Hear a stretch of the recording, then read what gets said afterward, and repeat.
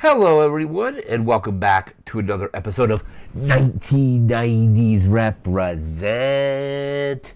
We're still in our fifth cycle of 1993, talking about a movie.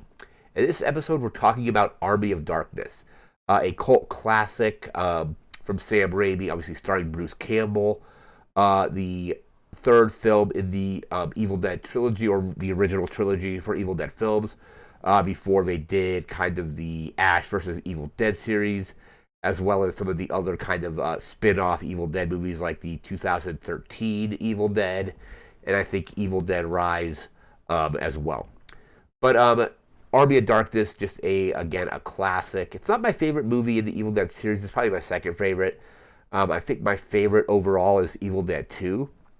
So Evil Dead, the original Evil Dead, was very much just a straight up horror film. Evil Dead 2 kind of was in my opinion, the perfect balance of horror and comedy. And then Army of Darkness leads more into being almost pure comedy. So I prefer Evil Dead 2 overall. I hadn't seen Evil or Army of Darkness in theaters until a couple years ago. So a local theater had like a late night showing of it one night, and it was a really cool experience. I also did get to see Evil Dead 2 at that same theater, and then a few years ago saw Evil Dead 2. Prior to that one, saw it at Quentin Tarantino's theater, the New Beverly Cinema in L.A. And that was an awesome experience. But we're talking about Army of Darkness here, so I have some notes about this, and then we'll get to like the plot and all that stuff as well. Just flip this open here. So Evil Dead 2. Originally, the film premiered at a film festival in 1992, but it didn't have its United States release until February 19th, 1993. So came out toward the end of 1992, like as like a festival. I forget what the film festival was, but then it got released in early 1993 in the United States. I didn't see this initially when it came out. I saw this, I want to say, I think the channel was like USA or something, like back in 1999, and it was toward the end of the film when they're doing the entire battle with all the skeletons. I think my friend and I turned it on. We're like, "What is this?" I recognized the actor because I remember seeing the trailer for it back in 1993. I'm like, "Oh, I think this is like Army of Darkness," and we just ended up watching the rest of the movie. There was like maybe like 20 minutes left, maybe, so it wasn't a whole lot. But it was just during the kind of the end, and one thing that we really liked was the stop motion skeletons.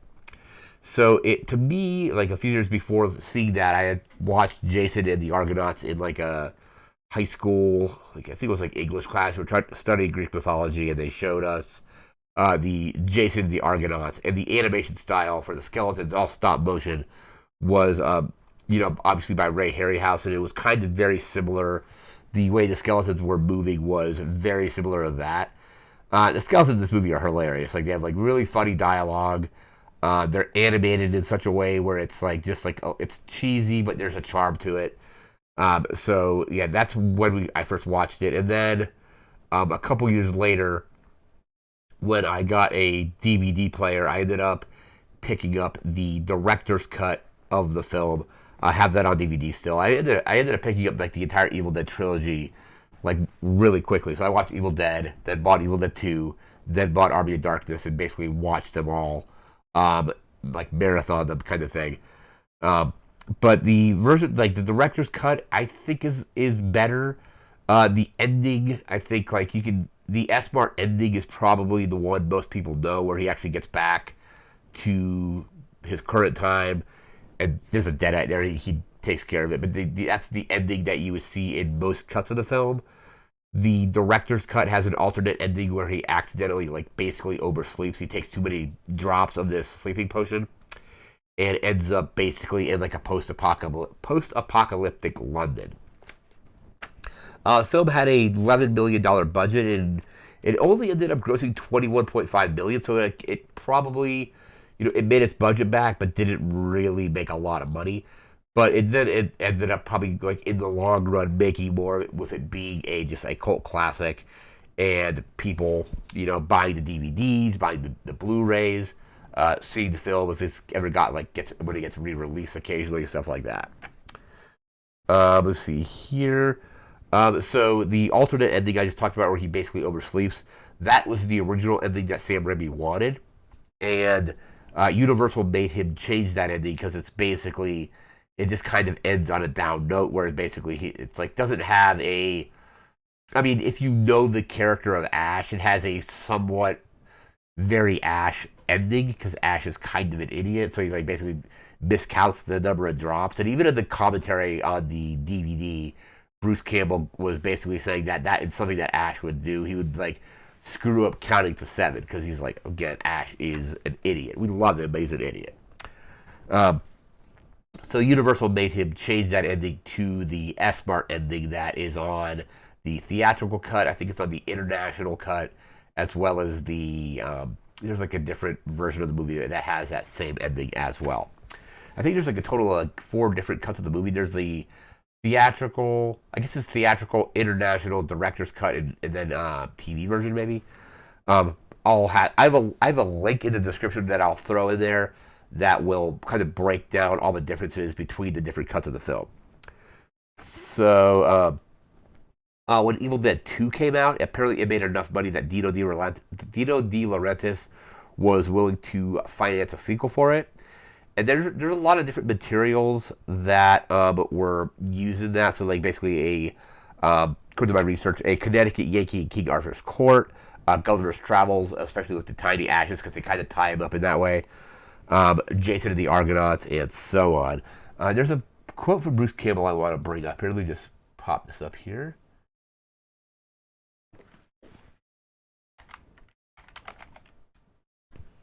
Let me see over here.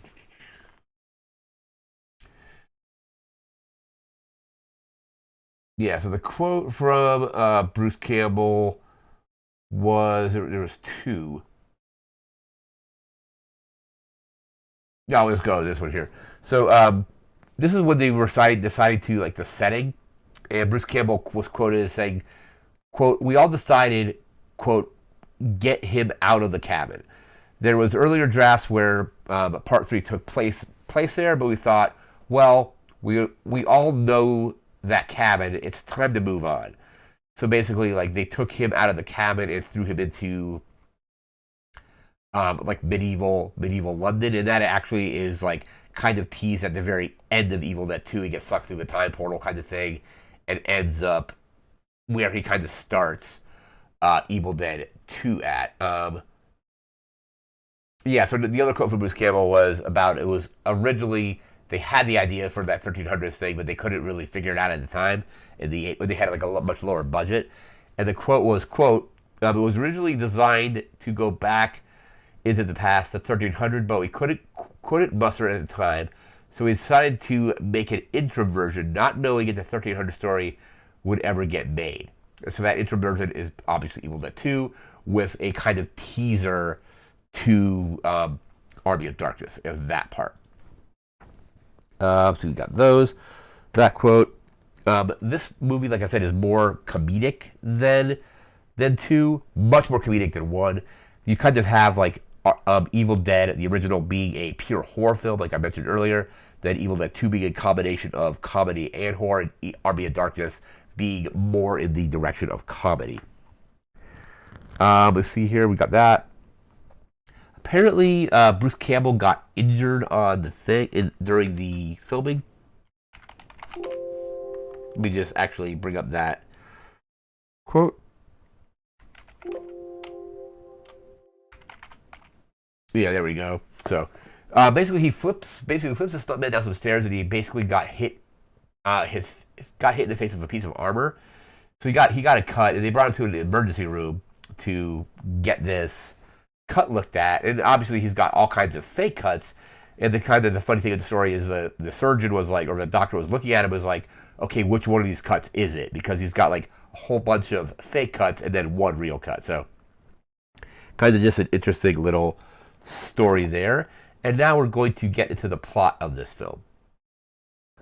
Basically, the film kind of starts where Evil Dead 2 ends, even though the version of Evil Dead 2 is slightly different, because in Evil Dead 2, he shows up you see a deadite and he blasts it out of the sky, and they're like, "All hail he who has come from the skies to save us from the terrors of the deadites," or whatever the thing is.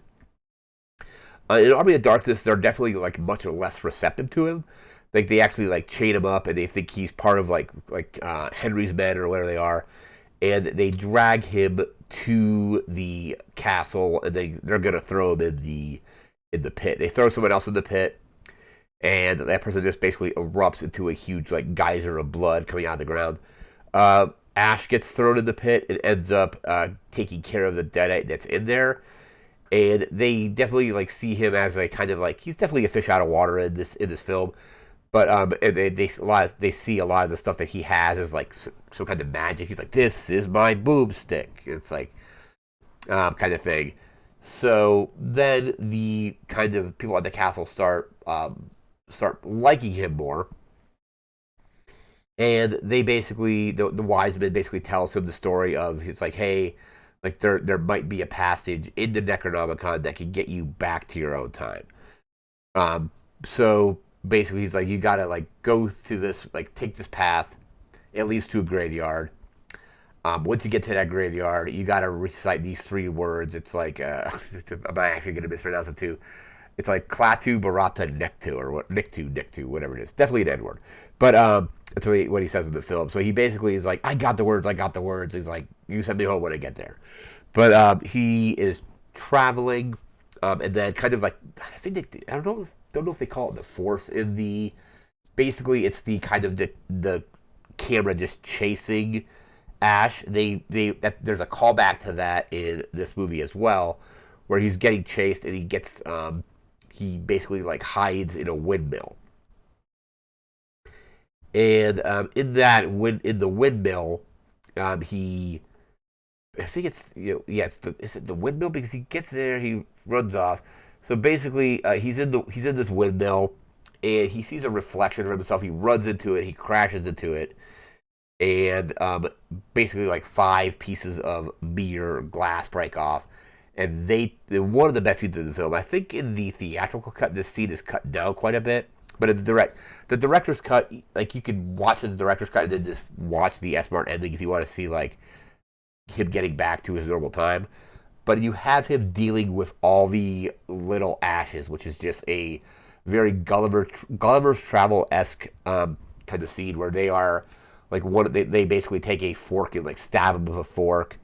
There's like he's like doing this thing where he's trying to stomp on one of them, but one of them holds a nail up and he like steps on it. They basically put him through the ringer here, and it's obviously very physical comedy, very Three Stooges. If you know anything about Sam Raimi and Bruce Campbell, they're huge fans of that kind of comedy, and Three Stooges in particular. But they basically put him through the ringer. They tie him up. He basically gets loose. At one point, like one of them dives down his like throat. Like they actually like hold his nose open, and one of them dives in there. And then to finish this off, he basically takes a boiling pot of water and just like he's like, "How about some hot chocolate?" And he pours it down his throat. Um, and then it's very much like the infected hand in Evil Dead 2, where basically, like as soon as his hand gets bit, it's basically like within like a few seconds, it's starting to get all messed up.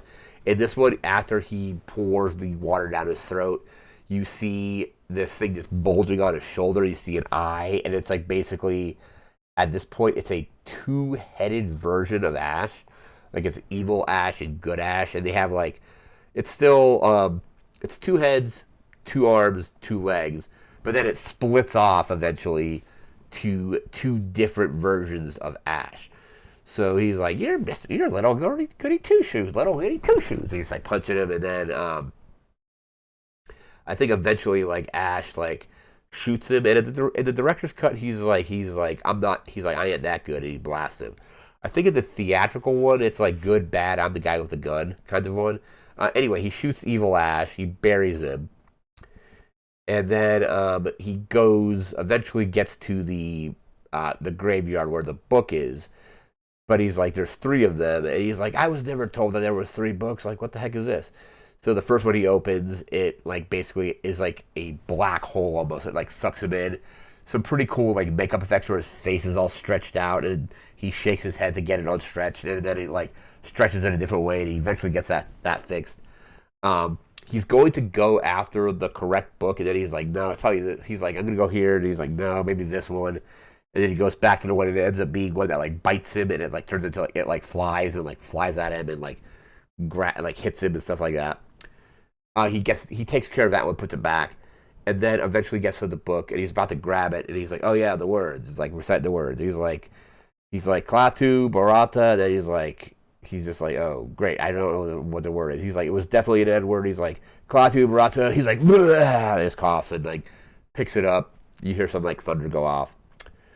He takes the book back to the castle, and they're like, "Did you recite the words?" He's like, "Yeah, I said them basically." And they're like, he's like, maybe didn't say like every single syllable, but I basically said them." They're like, "You've doomed us all," and it's like releases basically the Army of Darkness, which is just a bunch of like undead skeletons. The undead skeletons basically they unbury the evil Ash. I think evil Ash is actually like also like dismembered, but he basically is like reassembled.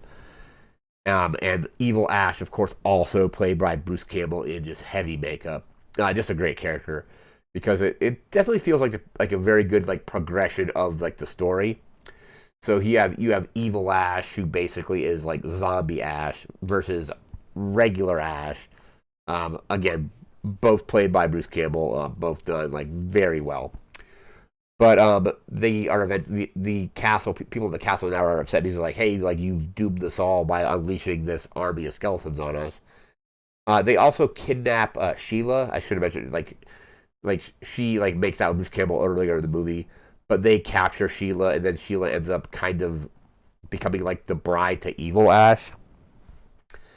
So they basically like Evil Ash's whole thing is he wants a Necronomicon. He's like, well, I want that book. Get me that book. Um, a lot of the people are getting ready to kind of like flee, and he's like, you can flee if you want, but then like he shows them how to fight. They build I don't know if it's a death coaster, but it's like they take Sam Raimi's car, they add a bunch of stuff to it, like propeller blades to like slice up deadites. There's like a cow catcher on there, stuff like that. And you see him like looking at there's like a steam, I think it's like steam plant operations and like chemistry 101 to show them how to build like gunpowder. He shows them how to do like spear fighting and things like that. And then eventually the army of skeletons does arrive at the castle. I think like two of them, like because like they have like the initial wave. They create gunpowder with the chemistry book, so they're able to create like dynamite basically. And they have dynamite arrows that are like taking out a good amount of the skeletons. And then there is another army after that one kind of gets like routed a little bit, gets kind of destroyed. Another army comes up, and they have catapults with like exploding like rocks on them and things like that.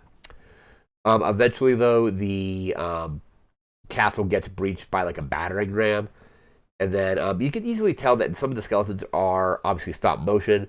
Some of them are just people in costumes. But like I said, like it's kind of low budget enough that there's like this like just certain charm to it. It's just a lot of fun.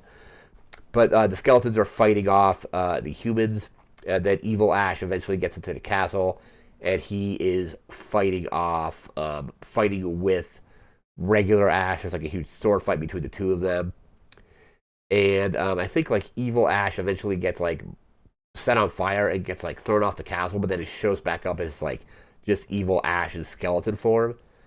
And then he eventually gets launched off of a catapult and exploded. But basically, they fight off the Deadites. They prevent the Necronomicon from falling. They prevent Evil Ash from getting the Necronomicon. And then Sheila turns like she's kind of like a zombie or a banshee at one point, but she turns back into like human form. And then in the director's cut, the wise man basically makes Ash a sleeping potion, and he's like, "Hey, like for every drop of this potion you drink, you'll sleep for 100 years." Sorry, excuse me. So like basically in the film, Ash is like it's probably in the 1300s. So to get back to the 1900s, if it's exactly like 100 years, you need to take 6 drops. So they basically go into I think it's Vasquez Rocks is where a lot of this was filmed. Some of those sequences were definitely filmed there. But they bring his car into this cave. They line the cave with some dynamite. Ash like blows up the dynamite so it seals the cave in. And then he starts counting the drops. He's like dropping them into his mouth like a little dropper. And he's like 1, 2, 3, 4, 5. He hears something, he gets distracted. He's like, what? What's that? He's like 5, 6. So he ends up taking actually 7 drops instead of the 6. So if he took 6, he would have woken up in the 1990s. I'm imagining he took 7, so he ends up probably in like the 2190s, if that's how math works, I think. So he ends up in the 2190s, and it ends up being it's all like Rip Van Winkle style, where he's got like a huge beard. But it's basically post-apocalyptic London, because the portal in Evil Dead 2 takes him back to London in like the 1300s. So and that was the ending that Universal kind of objected to. They said kind of it's too much of a downer ending, so they made Sam Raimi do the S-Mart ending, where he ends up back at S-Mart. Bridget Fonda plays his girlfriend Linda in this version. It's funny because I think like Linda is played by someone else in Evil Dead 1. I think Evil Dead 2 got a different actress, and then Army of Darkness it's Bridget Fonda, even though her limited screen time in Army of Darkness is pretty small. It's even smaller than the director's cut, because that whole S-Mart ending isn't part of that. But in that ending, he basically gets back. He's like, it's like Ash housewares, and then like this Deadite shows up and he takes care of it, and then that's basically the end of the film. It's just an absolute blast of a movie. It's not, like I said, not my favorite in the Evil Dead series, but it's just incredibly entertaining. It's infinitely quotable. It probably has the most quotes from an Evil Dead movie that like there is. I always like quoting stuff from Evil Dead 2, but Evil Dead Army of Darkness has just a lot of quotes when the guy's like, he's like, I'm King Henry, leader of these people, and Ash is like, he's like, you ain't leading but 2 things right now, Jack and shit, and Jack just left town. I love that one. And then there's like, well, I'm so and so. He's like, well, look. He's like, Mr. Fancy Pants or whatever he says. The scene where it's like basically the whole goody two shoes. You're like, you're a goody two shoes when he's fighting Evil Ash is great.